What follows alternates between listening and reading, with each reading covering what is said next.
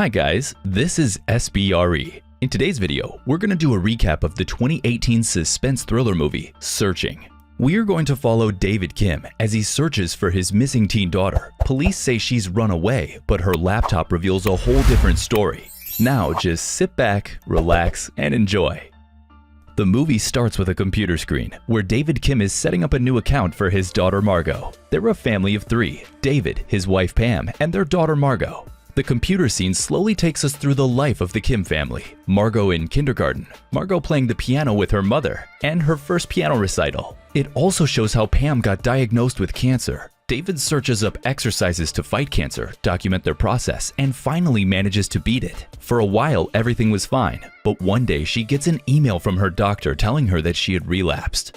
David is positive that they can fight it again and proceeds to document her progress, but one day she collapses while exercising and ends up in the hospital. The computer shows us Margo playing the piano for her mother in the hospital, and with hope, she's saving the dates on the calendar of the day her mother would return home. But the dates kept changing, getting further and further away until finally, we see David posting a Facebook memorial for Pam.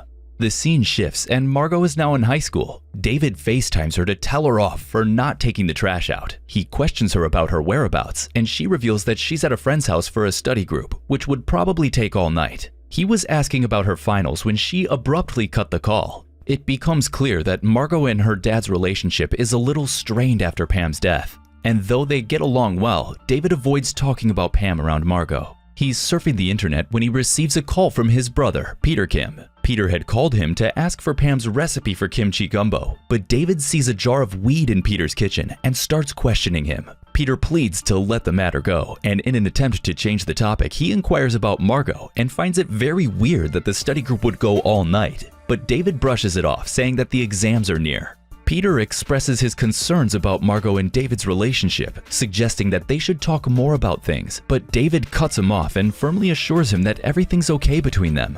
Peter's doorbell rings and he ends the call. That night, David's computer shows him receiving 2 voice calls from Margo and a FaceTime. The next day, David calls Margo back, but she's not picking up. He leaves a voicemail telling her to get back to him, and he also sends the picture of the trash that still hasn't been taken out. The whole day passes by and he doesn't hear back from her, even after leaving several messages. David starts to get more worried and calls up her piano teacher, but to his shock, she reveals that Margo had dropped her classes 6 months ago. She had been taking the piano money from David but not going to classes. He then calls her school, only to find out that she hasn't shown up at all. He calls Peter, who suggests that he tries calling her friends, but David quickly realizes that he doesn't know any of her friends. So he looks up Margo's social media accounts but doesn't find anything helpful. That's when he remembers that if anyone would keep all the records of Margo's friends, it's Pam. He logs on to Pam's computer and finds a record of all of Margo's classmates. He decides to call Isaac, Margo's best friend growing up, and finds out from his mother that Isaac and his friends have gone camping, and she's positive that Margo's there too. She assures him that she would call Isaac and tell him to get Margo to call him back as soon as she can. David feels relieved to know Margo's whereabouts and writes an angry message to her, but deletes it and just texts her to call him back when she gets reception. The next morning, he gets a call from Isaac, who tells him that Margo didn't show up to their camping trip.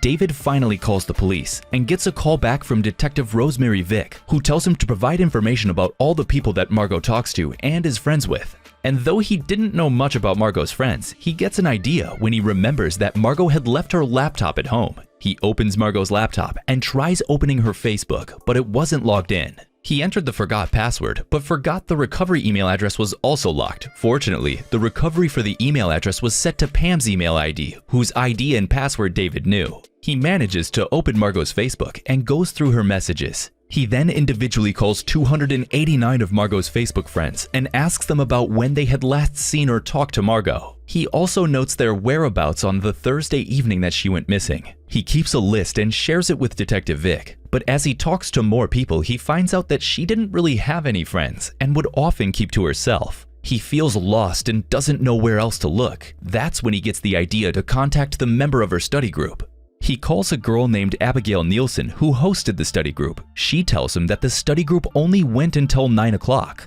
When David asks about Margo's behavior, she tells him that they weren't good friends. But then the girl reveals that Margo went on Tumblr a lot. David immediately goes to find her page, but it only shows a bunch of pictures she had uploaded and nothing else. He then gets a notification from Detective Vic. It's CCTV footage that shows Margo's car driving out of the town. David marks up the spot Margo was last seen, but refuses to believe that his daughter left the town. Detective Vic tells him to look into Margo's behavior and to inform her if he finds something suspicious. That's when he remembers all the money that she took for the piano lessons. He logs into her bank account and finds out that that's where she had been depositing all of the money. But then he sees that 6 days ago she deposited $2,500 to a Venmo account that's now been deactivated. Now, without any lead, he's helplessly scrolling through Margo's Instagram account. There he finds that a user named Derek had commented on nearly all of her pictures. He somehow finds his number and calls him, and though he initially refuses to tell David where he was, it's later confirmed that he was at a Justin Bieber concert.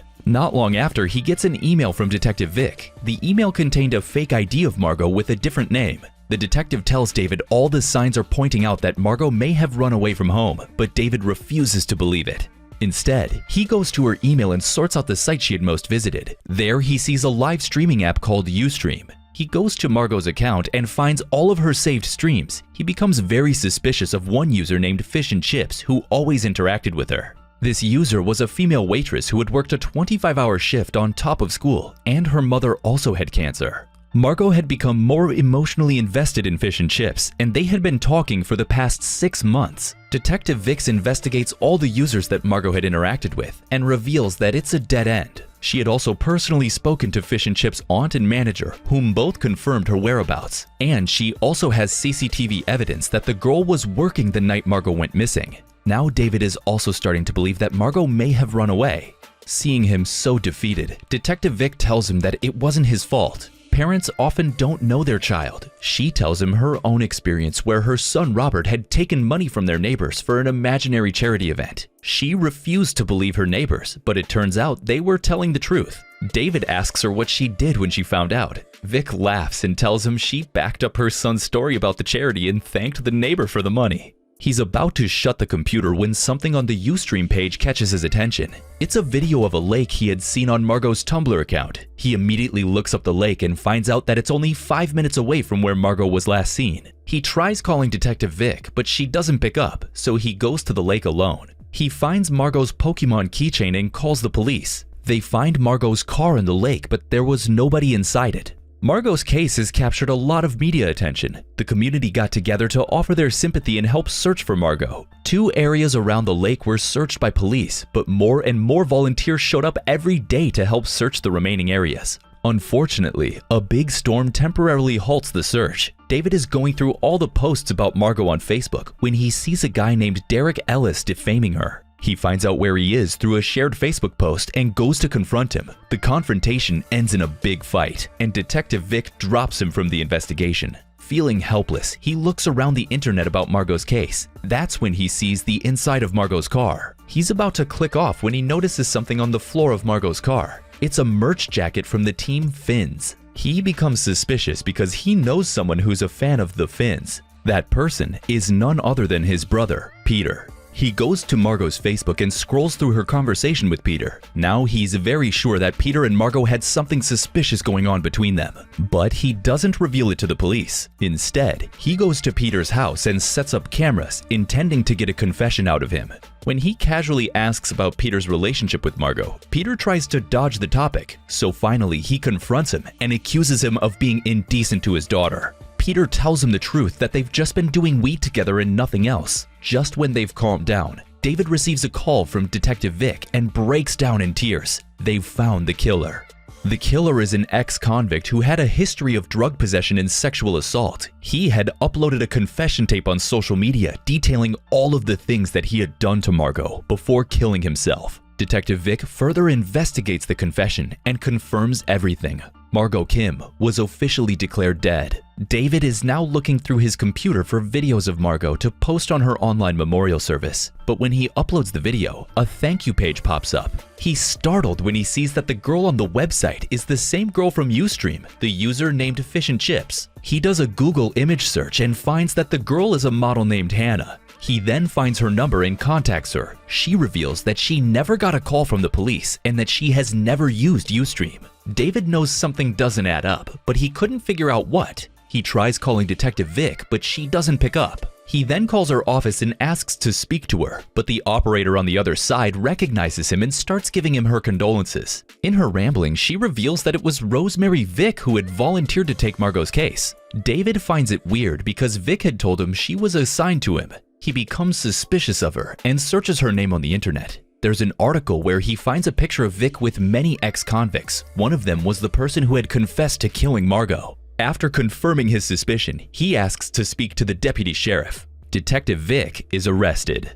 As it turns out, the real culprit is none other than Vick's son, Robert. On the night Margo went missing, Vick got a call from Robert saying he had messed up. Robert had accidentally pushed Margo down a ravine. She reveals that he had found Margo on Ustream 6 months ago and wanted to talk to her because he had always liked her. So he took a new identity and started talking to her. It was all harmless until one day Margo sent him money for his mother's hospital bills. Robert decided to come clean with Margo and return her the money, but things went out of hand at the lake. He was trying to explain everything to Margo, but she freaked out and started screaming and punching him. And when he pushed her back, she fell down the hill. He wanted to call 911, but she told him not to do that and promised him that she would take care of everything. So she dumped the car in the lake, took charge of the investigation, and fabricated a fake ID to convince David that his daughter had run away. And when things got out of hand, she told the police they had already searched the area where Margo's body was in. But to make the investigation stop, she needed a confession, so she drugged up an ex-convict and gave him a script before killing him and ruling it a suicide. When Vick was taken under custody, David had asked her if his daughter was dead. She told him that if she somehow survived the fall, she would still not survive 5 days without water. That's when David told the police to turn the car around and go to the vigil because there was a storm 2 days ago, meaning that Margo could still be alive. The rescue team climbed down the ravine and retrieved Margo's body. And though she's very heavily injured, she's still alive. The final scene shows Margo on her computer repeatedly refreshing her application for a piano school. She gets a message from her dad, who sends a picture of them at the hospital telling her how he is so proud of her and that her mom would be too. She's about to shut her computer but stops. She then takes the picture her dad sent her and puts it as her desktop wallpaper before turning the computer off. That was it for today, guys. We hope you enjoyed this video. Subscribe to SBRE Recaps for more content like this. Feel free to hit the like button to help us out and leave a comment on which movie you'd like us to recap next. Until next time.